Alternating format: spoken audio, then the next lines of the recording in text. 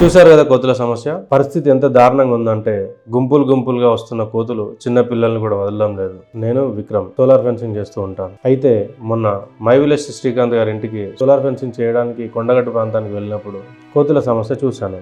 ఈ problem main గా face చేసింది ఏంటంటే గంగావనే అయితే కోతులు ఒకసారి కొరుకుతే 4 ఇంజక్షన్లు కూడా వేసుకుంది. చివరికి గంగవ్వ గారిని కూడా కోతి కాచిందంటే నేను చాలా బాధపడ్డాను. విలేజ్ లో కూరగాయలు కానీ లేకపోతే ఒకప్పుడు కంకులు వేసేటోళ్ళు, ఆ కంకులు కూడా వేస్తలేరు. పండ్ల చెట్లు లేవు, ఓన్లీ ఊర్లో వరి. మెయిన్ ప్రాబ్లం ఎందుకు వరి వేస్తున్నారు అంటే కోతులు ఉంటున్నాయి, కోతులు కంట్రోల్ చేస్తలేదు. మరి ఏం చేయాలని సొల్యూషన్ అయిపోయింది.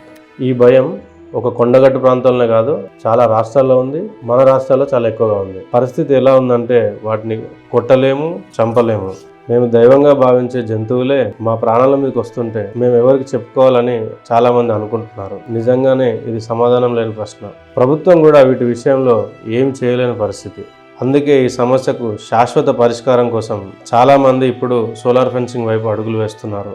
ఇది కేవలం ఒక చిన్న ఎలక్ట్రిక్ పల్స్తో జంతువులను భయపెట్టించి పంపిస్తుంది, కానీ చంపదు. అటు మన భక్తికి భంగం కలగదు, ఇటు మన పంటకు, ఇంటికి పూర్తి రక్షణ కల్పిస్తుంది. మనల్ని మనం రక్షించుకునే దారి. అయితే ఇక్కడ నా సర్వీస్ గురించే నేను మాట్లాడడం లేదు. ఇబ్బంది పడుతున్న వారికి మంచి ఆప్షన్ ఉందని చెప్పడమే నా ఉద్దేశం. ఇప్పుడే కింద కనిపిస్తున్న నంబర్కి కాల్ చేయండి. నమస్తే.